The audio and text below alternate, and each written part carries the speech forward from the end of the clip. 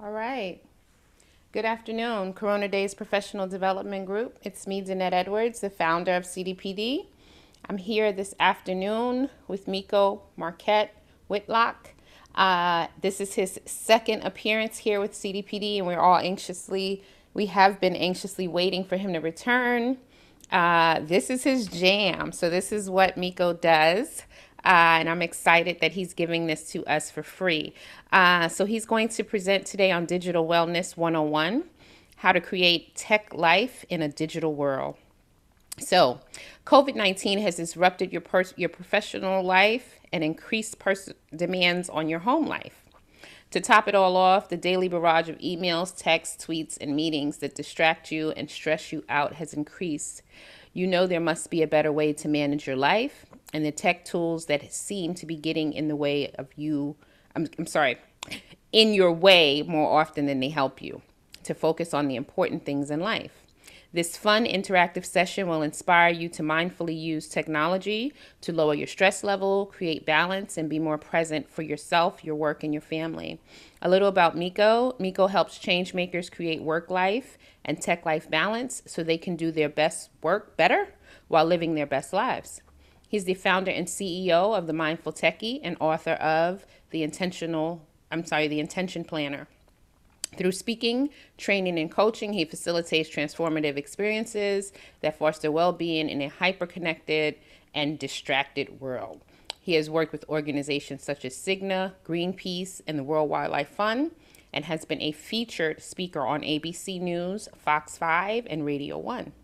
He's a former triathlete, loves salsa dancing, and makes the world's best vegan chili, which I would love to try now that it is fall.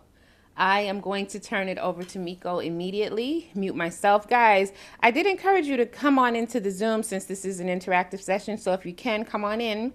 But we are going to begin. I'm turning it over to you now, Meico. Thank you for being here with us. Awesome. Well, thank you, Danette, and thank you, Corona Days group, for having me back. And I'm excited to be able to share a little bit about the topic of digital wellness. And I'll talk momentarily about what that means and how I'm defining that.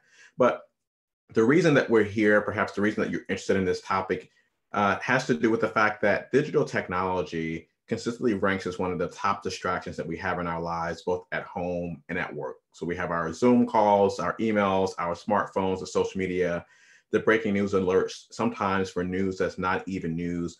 All of these things are things that are contending for our attention, and they make it really challenging in today's environment where the volume of tools, the volume of information is steadily increasing, but what's not increasing is the amount of hours that we actually have in a day and a week. What's not increasing is our attention span. What's not increasing is the energy and the effort that we're able to give to the various things that are popping up. And so that means that we have to really be able to make some hard choices about how we are engaging with news and information and technology, and how can we leverage the technology to serve us as opposed to us serving it. So a little bit about today's training. I'm going to be talking about specifically digital wellness, what it is. I'm going to be talking about how we can take a really simple approach to integrating it into our lives. And I hope that there'll be one thing, at least one new strategy that you'll be encouraged to try, and to make a commitment to yourself, not for anyone else, but make a commitment to yourself to do something differently coming out of today's training. So I won't say much more about who I am. Danette, I think, did a great job of setting me up. So I'm going to keep it moving, since you already know a little bit about me, and I've been in the group before. And I just want to talk about at the outset, as we get started, a few things that are going to really help you to make the most of today's training. The first is, some of you might have the sense that perhaps you have heard something similar to what I'm sharing today. Perhaps you have seen some of the recommendations. Perhaps you're familiar with perhaps one of the frameworks that I'm going to be sharing with you today. And what I would offer to you is to really embrace this idea of beginning again, or looking at things with a fresh set of eyes. And the reason I say that is, when you think about really mastering the basics and mastering the fundamentals, how many of you can actually say that all the basic things that you probably have heard before about productivity, about managing your work-life balance, about finding tech-life balance, or about digital wellness, how many of you are actually implementing those things in a consistent way, right? How many of you are actually implementing those basic things in a consistent way? And so I want us to think about that when you find yourself in a moment during today's training where you might be asking yourself, well, this sounds familiar. I've heard this before. I'm going to tune out. I want to challenge you to tune in and to dive deeper and to ask yourself if it's actually something that you've heard before. Are you actually following through on that advice? Are you actually implementing it? Are you actually implementing it in a consistent way? One of the things that we know about any type of positive change and transformation is that that positive change and transformation happens when we are consistently implementing the basics. That's how we get to mastery. That's how we get to excellence. And ultimately, that's how we get to a life well lived. And that's really what this is all about. My intention today is to be able to share with you some things that I have learned on my journey and how I help change makers all across the world, specifically with the fact that we are living in a different kind of world today. We're living in a digital world, in a hyper-connected world. And so what does it mean to live a life well lived where we are constantly connected to streams of information and technology? So with that being said, something else I want to share with you is that I come to this as someone who is a certified mindfulness teacher, and I take a holistic approach to the type of change that I help to facilitate. And I would like to offer for folks right now as we get started a warm-up exercise, really just to help us to get centered, recognizing that we have so many things going on and that this is probably not the first or the last Zoom call or training that you're probably going to have today. There's a lot going on in the world and in the news. And sometimes we don't take enough time to actually just pause, to reflect, to allow ourselves to transition seamlessly from one thing to the next. We spend our days in many instances hurrying mindlessly from one thing to the next. And so I invite you with that to indulge me just for a few moments in engaging in a brief breathing exercise just to help us to center ourselves. I invite you wherever you are, if you're able to, if you're safe, if you feel comfortable, to take an upright and comfortable seated position right where you are, your feet firmly planted on the ground, taking an upright and comfortable position that just feels good and feels right for the body, relaxing the neck, relaxing the shoulders, and just taking this opportunity, if it feels right for you, to close your eyes. And if you want to keep your eyes open, that's perfectly fine as well. Just lower your gaze slightly to just a few feet in front of you. And just allow the body to settle for a few moments, perhaps by focusing your attention on the breath and the body as it naturally arises, without making any changes or alterations, just simply noticing the breath. And perhaps it's noticeable for you through the rise and the fall of the belly of the chest, or through the in and out breath through the nostrils or the mouth. Just taking this opportunity to notice how the breath is arising for you in the body right now in this moment.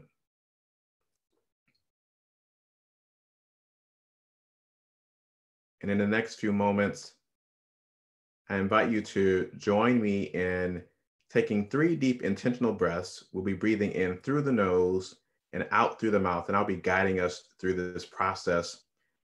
And let's start with the first breath here, breathing in fully and deeply as you're able to, in through the nose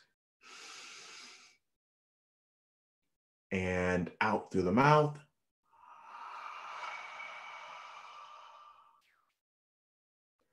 In one more time, in through the nose and out through the mouth.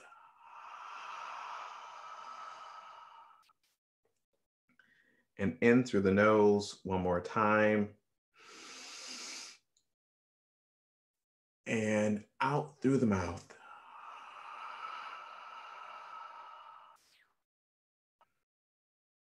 Allowing the body to settle.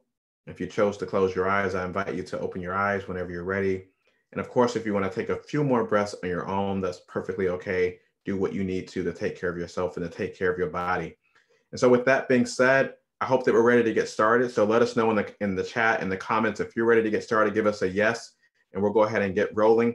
And I want to just set us up as we get rolling and as people start to comment about their readiness and their excitement to get moving here, to talk a little bit about what digital wellness is and how we're going to frame today's conversation. So at the outset, I talked about the fact that we have access to so many tools and so much information, more than we've ever had in the history of our human existence. And one of the things that we know is that technology is really agnostic. Technology, it's not a bad thing, it's not a good thing, it's really all about how we use it. So when we talk about digital wellness, we're talking about how we are using technology in ways that actually foster a healthy, fulfilling, and balanced life. Using technology in ways that fosters a healthy and fulfilling and balanced life. So when we talk about digital wellness, that is what we're talking about today. And so let us know in the comments, let us know in the chat, let us know in the comments, what is your number one challenge with digital wellness? So let us know again, what's your number one challenge with digital wellness? I'm going to step through some of the top challenges and I want to come back to this. I'm going to give you time to put your thoughts into the comments, and then we'll come back and maybe have Danette share a few of those out, and so that we can really make this an interactive training. But this question that I'm posing to you right now, your number one challenge with digital wellness, let us know in the comments, let us know in the chat, and we'll come back to that momentarily. So in terms of the challenges, one of the things that we know that we're dealing with, again, is this bombardment of information that we've been faced with, right? This constant stream, this water hose of information. Right now in the US, for example, we're in the midst of a presidential election, right? And we are being bombarded nonstop with information about the election. It hasn't been settled yet. And so people are wondering what's happening, what's going on, who won which race. And this is one of the things that we're dealing with. We have all of this information that's sort of coming our way, more information than we actually have the time and capacity to process, right? So that can be really overwhelming. Something else that we're dealing with on top of that is the fact that many of us are actually at home or away from our offices, or perhaps in transition career-wise. And part of that has to do with what's happening in the world with the pandemic, right? Where many of us at the beginning of the pandemic sort of started a roller coaster of emotions, where we thought that things were okay. We thought that life was good. We started to get a little bit concerned the more we started to hear about the virus. And then things started to get canceled. Things started to shut down, right?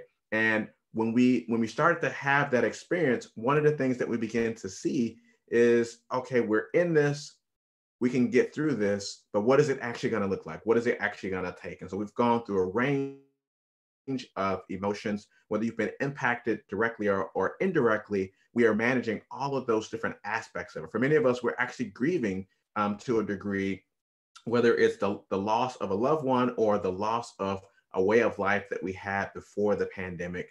And that is one of the things that's against the backdrop of what we're dealing with right now.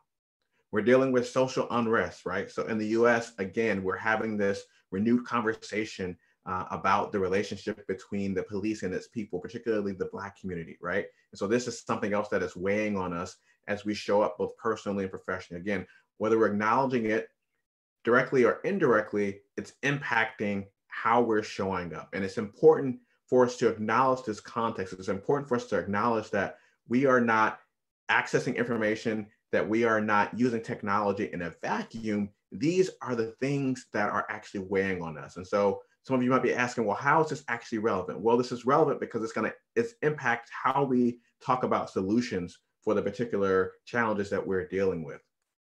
It's not lost on me that this is, again, not the first, not the last probably of the type of training or the type of video enabled interaction that we're going to be having today. And one of the challenges with that is that if you are feeling more exhausted than you have been before the pandemic, it's no accident that you're feeling that way. And part of that has to do with the fact that it requires us more brain power, mentally and emotionally, in order to actually participate and be fully present in a video chat enabled training such as what we're doing right now. What's the reason for that? Well, there are two reasons primarily. One is there's a latency factor, right? So that means that there's a delay. So even with the best quality internet connection, there is going to be a delay. So with Zoom, it's about 1.2 milliseconds. And then this is being broadcast from Zoom through Facebook right? And so there's adding an additional layer, right? And that means that you have to fill the gap in terms of me speaking and trying to assess my cues based on perhaps my body language, what's happening with my facial expressions, and so on. Your brain is working overtime to fill in those gaps, and vice versa, right? The other thing that's happening is that because we are not in person, again, we're missing some of those things that we would more readily pick up from an in-person interaction. And so in many ways, it is unnatural from a human experience. It's unnatural for us to have so much of our interaction mediated by technology in the way that it is. We're dealing with the fact that on top of that, many of us are spending our days and our weeks multitasking in this hope that we're going to be able to actually get more done. And we think that when we're multitasking, when we're doing these multiple high level tasks, like perhaps right now you are, scrolling through social media, you're looking at your emails, you're trying to follow the news at the same time while you're being present as part of this training. Well, you probably think that what you're doing is more like what's happening on the left side of your screen, where at the end of your day, you have these nice little chunks of productivity or these nice little chunks of things that you can sort of check off and say, I did this, I accomplished this, and I did it well. But the truth is more like what's happening on the right side of the screen, where our attention, when it comes to these multiple high level tasks, is so subdivided that we're actually getting less done, we're less productive. And when you look at the black lines between the colored blocks, we're also dealing with the fact that we're losing time as a result of the switching costs. Because every time we switch a task and we get back on task, or every time we get distracted and get back on task, that actually costs us time, right? On average, it takes us about 20 minutes to get really fully focused when we switch from one high level task to the next, or when we get distracted and come back to a particular task. And so you add up all that lost time, and we're actually less productive than we think we are. And if you're doing that on top of, your brain working overtime with the virtual exhaustion and the Zoom exhaustion, then we're really setting ourselves up to not be able to get as much done as we possibly can, and we're exhausting ourselves in the meanwhile.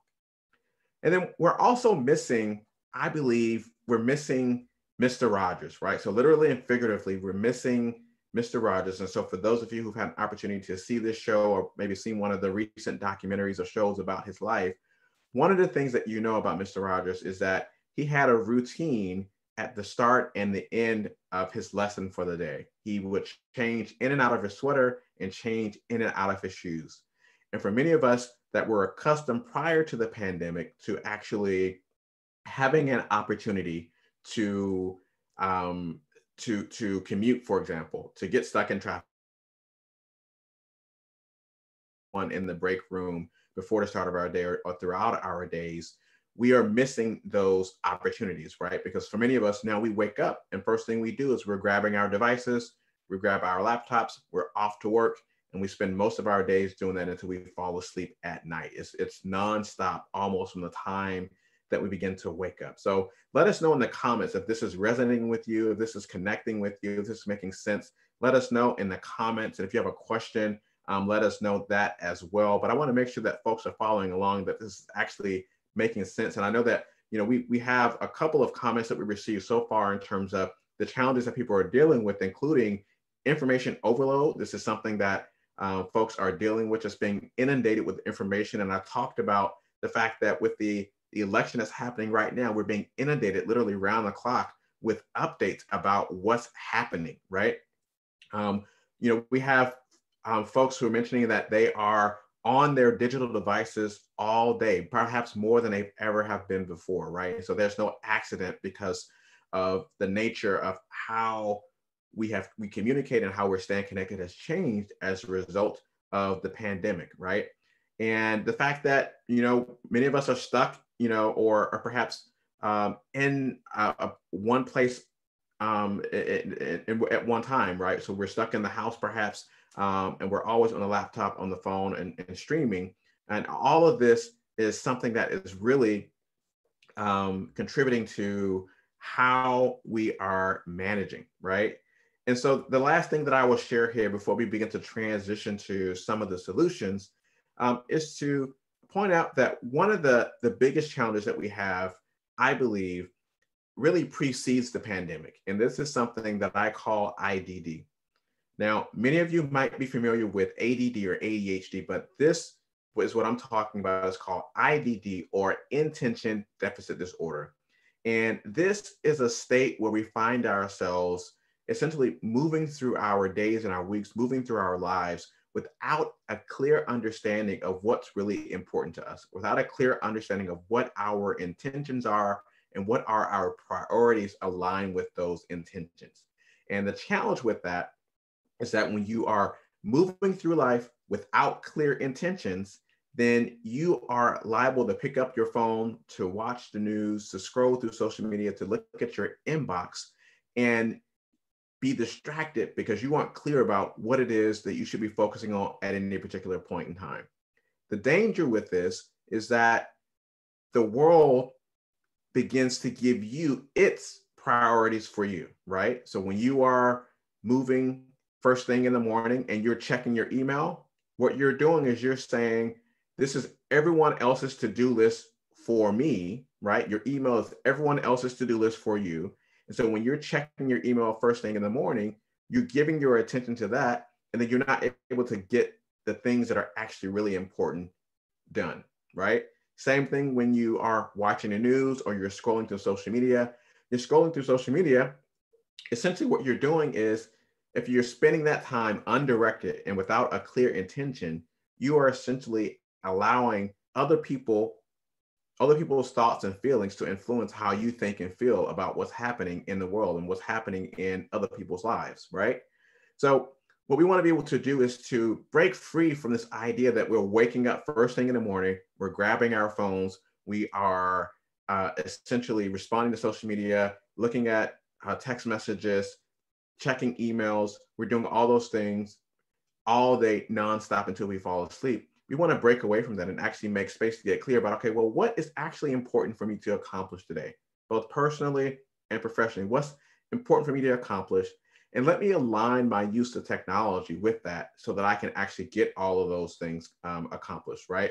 That's what we want to be able to focus on. So you all did a really great job of answering the question about what's your biggest challenge with digital wellness. And so if you have more of those, please continue to put those in the chat and in the comments. And if you have questions, again, let me know. Put those in the comments, put those in the chat, and Danette will make sure that we get to those and we get those answered. So with that being said, go ahead and let us know again if this is resonating, if you're following along. And we're going to go ahead and turn to what are some possible solutions, right? What are some possible solutions to actually help us to deal with this issue?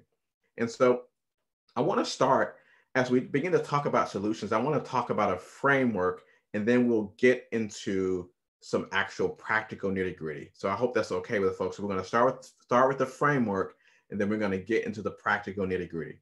So let's talk about this. So what we actually want to be able to do, going back to what I was just saying about intention deficit disorder, or moving through life without a clear intention, without clear priorities, moving through our days and weeks mindlessly from one thing to the next, is we want to be able to move from that state to being more mindful or being more intentional about how we're approaching our days and our weeks.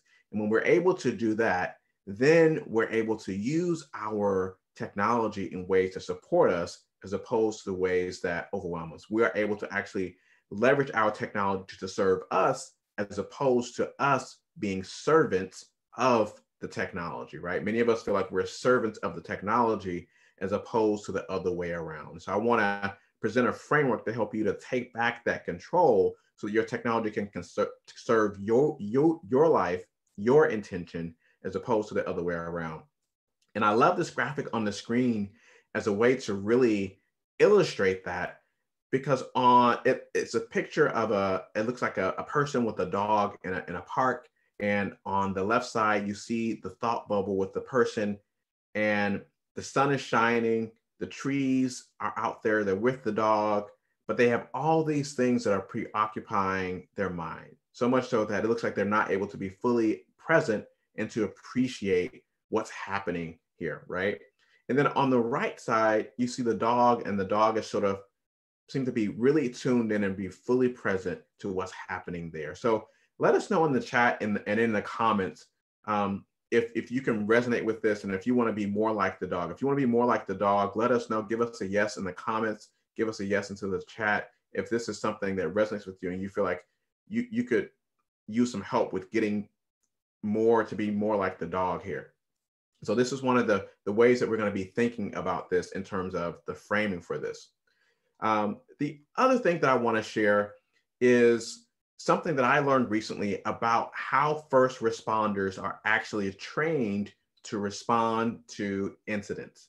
And so I don't know if you've noticed this, but I've become more aware of it since I learned this new thing. But first responders are trained when they are arriving on a scene, they are trained to walk and to not run. First responders are trained to walk and to not run. And this is important because we spend our days essentially hurrying from one thing to the next. And the danger in that is that we're not always fully present, focused, and intentional. So why is this important?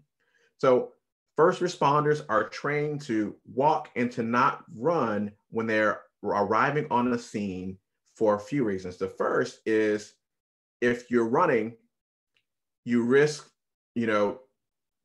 essentially hurting yourself, right? You risk falling down and you risk injuring yourself or injuring someone else, right? So if you are injured, then you're not able to be fully present and respond to the actual person or the crisis that you're responding to. So that's one issue. The second reason why first responders are trained to walk as opposed to run when they arrive on the scene is that when you're running, your adrenaline level spikes.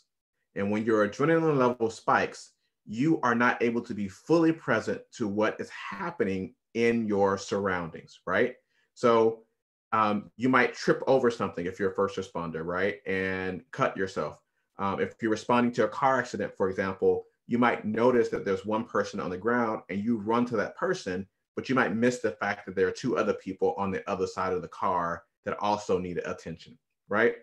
So if we apply this to our lives, how many of us find ourselves rushing through our days, rushing through our weeks, quote unquote, literally and figuratively running through our days and our weeks, and we actually miss things, right? We actually aren't as fully present as we would like to be. We actually aren't able to show up as our full selves at home or at work. So imagine this. Imagine this. So imagine that you're actually able to take this advice that we're giving to the first responders to actually walk, to actually slow down, and you actually might notice more things. You actually might get more things done. You might be more productive, and you actually might move through that faster if you were to just slow down just a little bit. So I invite you to take a moment to think about this as you think about this framework that we're going to be talking about for more intentionally using our technology.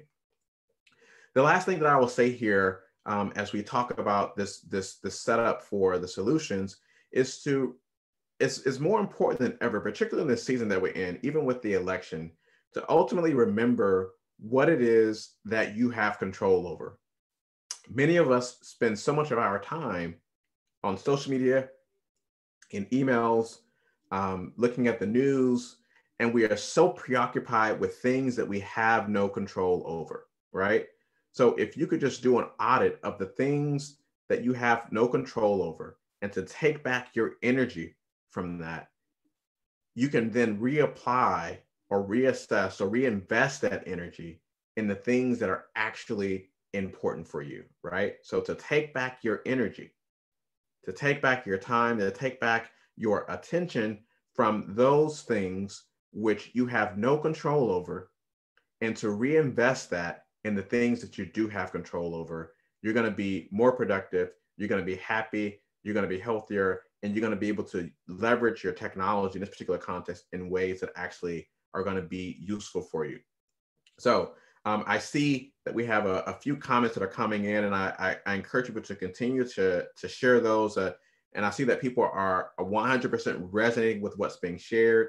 And it, someone said that they completely resonate, and sometimes they feel like they aren't getting things done, and it feels like you're going nowhere fast. So exactly, which is one of the reasons I shared the example of how first responders are trained to respond to incidents, because we can feel like we're being busy and we're getting things done, but are we actually getting the right things done? Are we actually making an impact? And so IDD, someone says, thank you. I never heard of that. Yes, we are not setting our attention if we're multitasking all the time. It's a great illustration. I would definitely like to be more like the dog and need assistance with this process.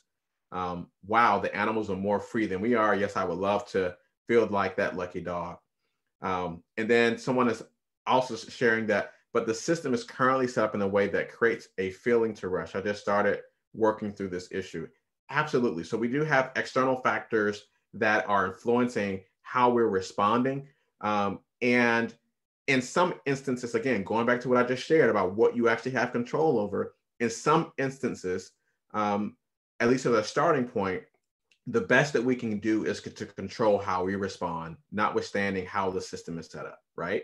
So just because someone is sending you emails at 10 o'clock at night doesn't mean that you have to respond to those emails at 10 o'clock at night.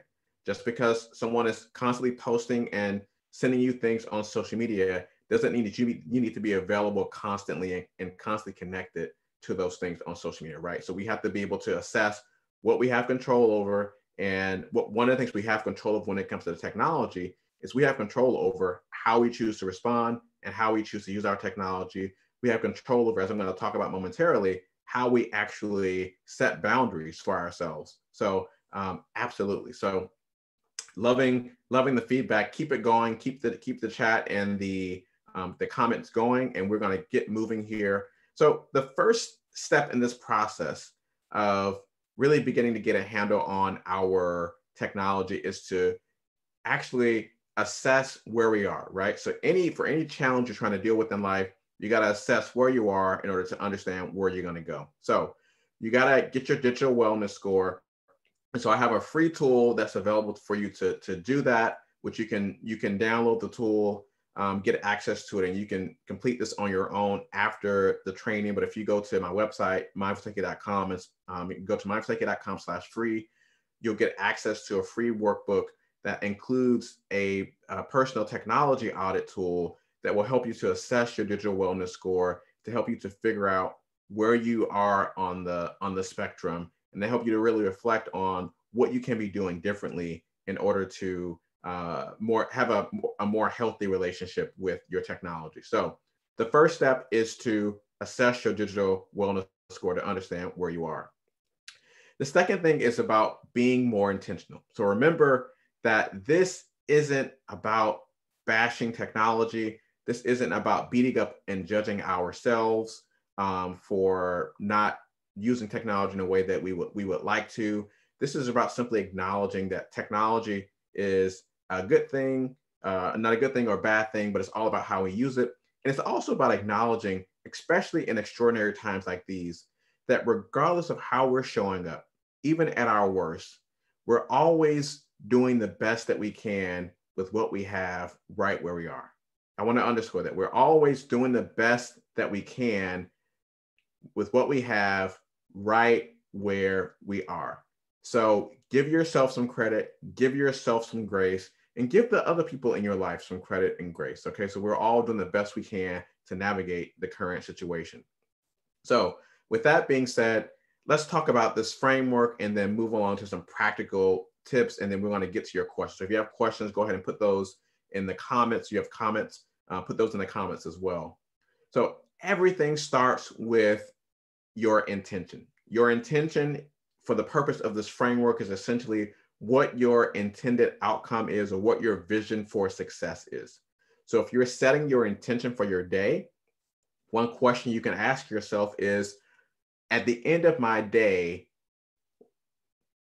how will I know that my day has been successful, or what would make my day successful, right? So at the end of my week, what would make my week successful? How will I know that my week has been successful?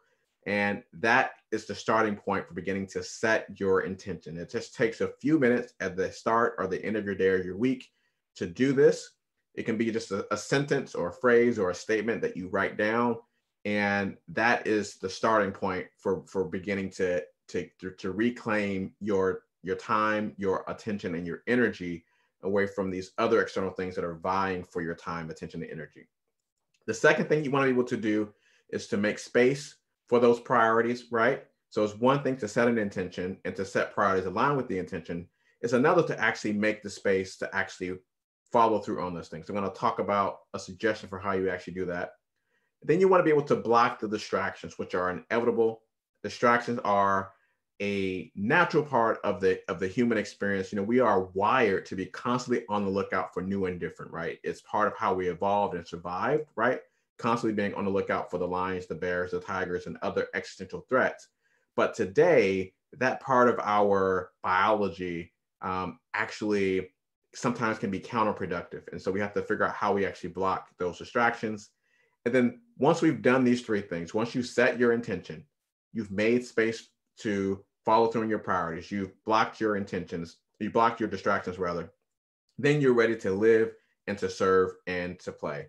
So with that being said, again, let us know if this is making sense. If you have questions about this, let us know what those questions are, those comments are, and let's go ahead and get into the nitty gritty. So what are some simple things that you can do right away coming out of this training? Once you have assessed your digital wellness score, what are some simple things that you can do right away to really get a handle on this? Well, the first thing I recommend is that you make space for your priorities and your fulfillment of your intention by actually reclaiming your commute time. So reclaim your commute time. Many of us, as I mentioned, I talked about Mr. Rogers, we're missing Mr. Rogers literally and figuratively, in part because we don't have that routine at the start and the end of our days, because many of us are working at home and living at work. And the boundaries between that has been blurred so much that we get up, we're on our laptops, our tablets, our phones until we fall asleep at night. What I'm going to urge you to do is to reclaim that commute time by creating a start and stop ritual for your day, specifically for your work portion of your day. For me, that starts with meditation, prayer, journaling, and working out in the morning before I start my work day. At the end of my work day, I close my laptop lid. I perhaps might go for a walk or go run some errands. But once I close my laptop lid and I leave my office, that is the end of my day. So you're going to be thinking about creating a start and stop routine, be intentional about it, and to put it on your calendar. Put it on your calendar when you're going to do this, at the start and at the end of your day. Putting those non-work things on your calendar as well. So for many of us, if we have lots of work obligations, you probably have all your Zoom meetings on your calendar. But how many of you actually have your meal times, the time you're spending with your partners and your kids, the times that you're spending to run those errands, the times that you're spending to actually do the work that you need to do in between those Zoom calls? That needs to be on your calendar as well. So this is one simple thing that you can do right away. So here we go. So the second thing that you want to be able to do is you want to be able to plan your day, and preferably with pen and paper. But if you want to use a digital tool, that's perfectly okay. I recommend that you plan with pen and paper because there's so much evidence that shows that when we actually write out our intentions, our goals, and our priorities by hand, that we're more likely to remember them and we're more likely to follow through on them. And so I have a tool that I've created called the Intention Planner. And you can see the link there, mindfultechie.com/planner if you're interested in that. That's just one tool, but you can use really any tool that works best for you, whether it's digital or it's paper. But the basic thing is you want to be able to, number one, get clear about your intention and your priorities for your day and when you're going to actually do the things that are actually on your to-do list for that day or for that week. And you also, when you do it by hand, in addition to being more likely to remember it and to follow through on it, you are also giving your brain another opportunity and your body another opportunity to actually rest away from the technology, right? So you're giving your brain another opportunity before you begin to engage with your tablet, your computer, your phone, You're giving your brain, your body another opportunity to rest and to unplug by planning your day and your week by hand. Something else that you want to be able to do is to take control of your devices. So one of the things I've been saying lately, which is we've been talking about practicing social distancing, right? So that we don't infect one another with the virus. But we want to be able to practice social distancing with our devices as well, right? We want to be able to practice social distancing with our devices as well. And part of what this means is turning off the notifications for applications that aren't mission critical, right? So if Instagram and Facebook aren't mission critical, then turn off the notifications. You don't need to know every time someone is liking a post or sharing a post or commenting or sending you a message, right? You can do that in your break time or in your downtime, but you don't need that interrupting your sleep. You don't need that interrupting your workday. Similarly, you can charge your devices outside of your bedroom, right? So that you aren't disrupting your sleep. And I was really intentional about doing this, particularly last night, because of the election, right? I knew that for me, if I wanted to get to sleep and to stop looking at the results of what was happening with the news, that I needed to get away from my devices. So I plugged up my tablet and my phone in my office, so that I also wouldn't be tempted first thing in the morning to grab my phone and to start looking at the results of the election, right? And so you want to be able to set those boundaries for yourself. Buy a real alarm clock. I have a real alarm clock that I use, and allow yourself some downtime and the privilege and the opportunity to socially distance from your devices, in addition to people. The next thing here is really about establishing those boundaries, right? Establishing what I call your rules of engagement.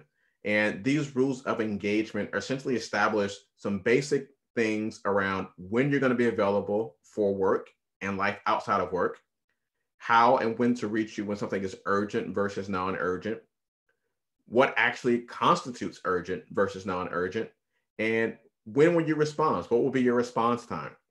And this is a tool that you can use to have a discussion with your family. You can have a discussion with your colleagues and your coworkers, and you all can agree on what this is going to look like. You can share this with folks so that you can lower your anxiety level about feeling like you have to be connected 24/7, because you've already told people what your schedule is, and you've given people permission and the parameters for how to contact you and when to contact you if something is indeed urgent and they actually need access to you for whatever the reason might be. So those are the rules of engagement. And again, it seems very simple, it seems very basic, but how many of us actually have taken the time to implement these things, and how many of us are actually doing these things in a consistent way? And so I see the comments that are coming in, and I'm just going to take an opportunity to respond to some of those. So let's see. So oftentimes the businesses feels like you're just getting things done, but at the end of the day, you realize your priorities are off because a number of things were never accomplished. Absolutely. So part of the challenge here is that you can be busy. So don't confuse busyness with actually getting things done, because you can be busy and you can be tired and exhausted, but it doesn't mean that you actually got anything meaningful done. It doesn't mean that you actually made an impact that day, which is why it's so important to, at the start of your day, before you begin to interact with the world, that you actually begin to plan your day and your week first. So absolutely. I see more comments coming in. So I think this is the case because we were meant to do one thing at a time. We are living in a world that forces this narrative to be executing 10 things at a time. I say no to that. Absolutely. So multitasking for low-level tasks, like if you're cleaning the house or listening to a podcast at the same time, that's probably perfectly fine, right? But if you're doing multiple high-level tasks simultaneously, where you're in a meeting and you're trying to pay attention to be focused and you're talking, but you're also trying to check your email at the same time or respond to emails, that's probably not a good idea. So absolutely, we have to be able to set boundaries and say no to those things. So I see there was an ask to come back a third time. I guess we get Danette and I can talk about that. Um, and someone says, I don't have any personal stuff on my calendar. These are good suggestions. Absolutely. So when we talk about finding that balance, oftentimes we are really good at managing the professional aspect of it. We need to be good at taking those professional skills and applying those to more effectively managing our lives as well. So absolutely. So someone says they write on a chalkboard. Absolutely. So I love that, writing on a chalkboard. I have a whiteboard. Actually, I have several whiteboards that I use in addition to pen and paper. So I absolutely love that. And yeah, someone says that we live our lives as if everything is urgent and everything is breaking news. Absolutely. Everything is urgent and everything is breaking news. Absolutely. So I completely concur with those comments. So as we begin to really wrap up today, I want to ask people to share what's one new strategy they're going to try or commit to trying. Remember, at the top of the training, I asked folks to consider making a commitment to yourself, not to anyone else, but to yourself, to do something different coming out of this training. And especially if you're one of those folks that is probably rolling your eyes saying, okay, I haven't heard anything new, or this, I've heard this before. I want to challenge you to actually ask yourself, are you committing to doing those things that you already know in a consistent and a sustained way?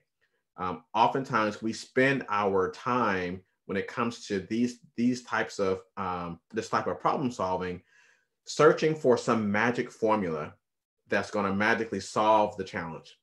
And I want to let you know that the magic is actually in doing the basic things consistently.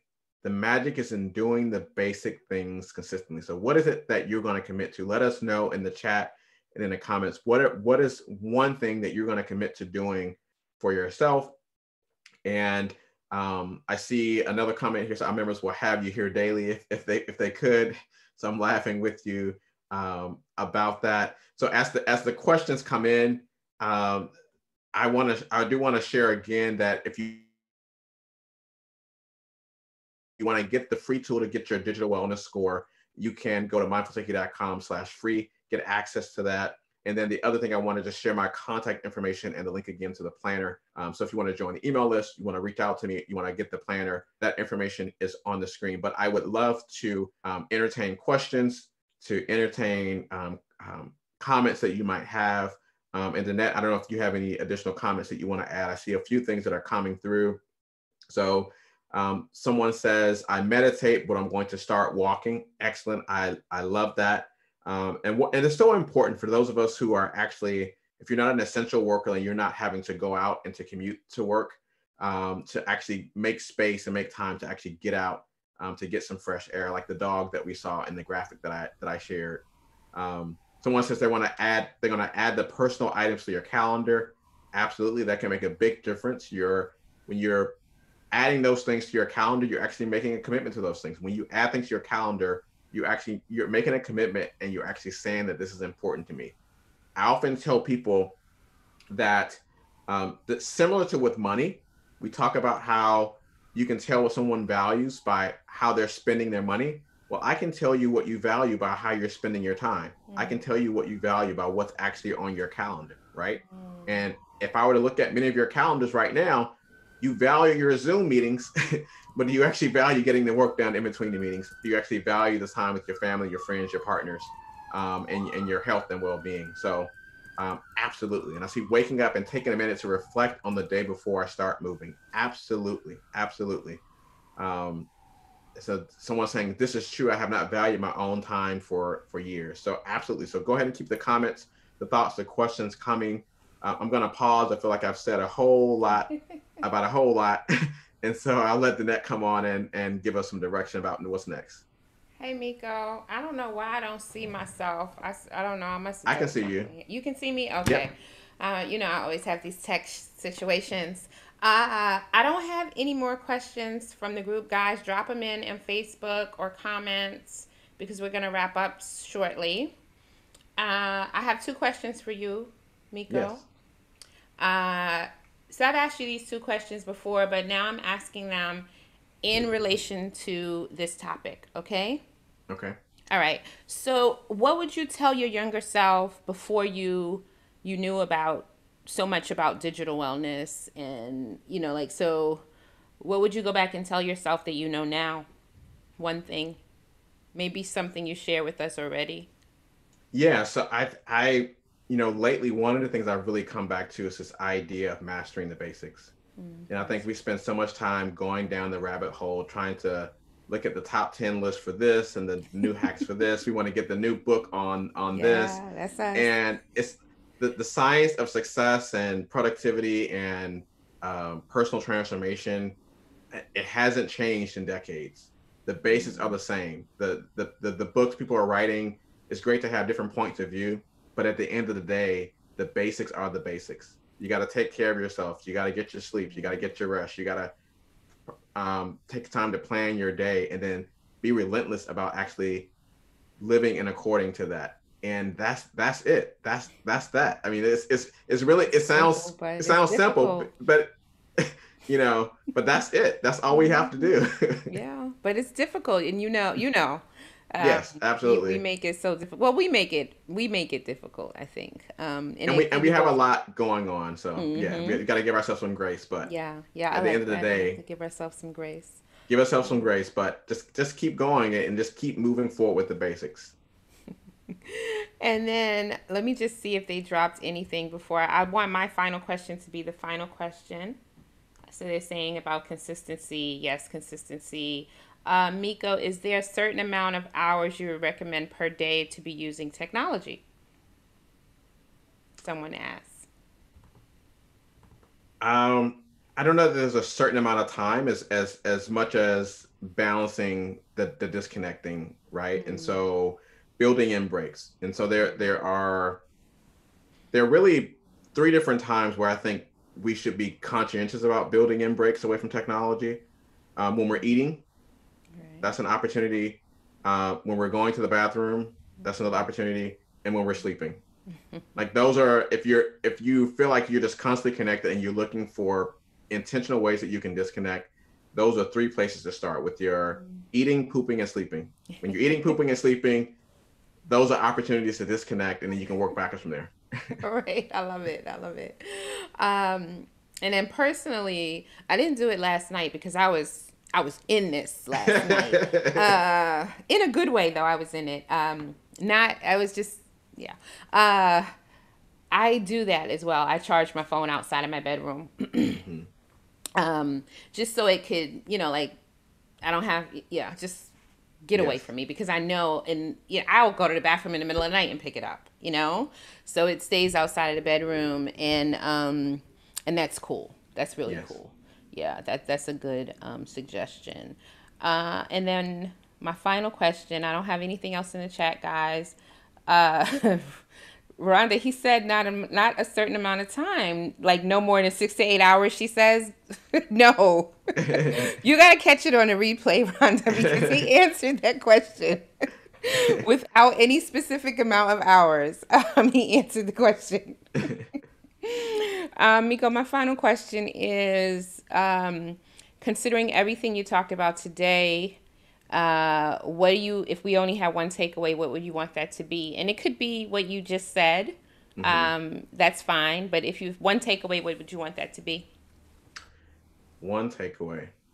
I truly believe that there is nothing more important than for us to take time to consider why we're showing up for our lives. And which is why I spent so much time talking about the power of intention and the importance of getting clear about intention. So many of the issues that we have with technology and being out of balance when it comes to work and life has to do with lack of clarity about why we're showing up for our life. When you can get clear about why you're here and what you're doing on a day by day basis, then it becomes easier to manage the distractions and it becomes easier to get back on track. Remember that when you're distracted, Mm-hmm. you have to be distracted from something in order to be able to figure out how to get back on track. Yeah, you have If to you know don't know what that what you're is. distracted from, Yep. then how are you going to get back on track? Yeah, you're right. You're right. I love it. And no pressure to come back. They ask everyone to come back. That's good.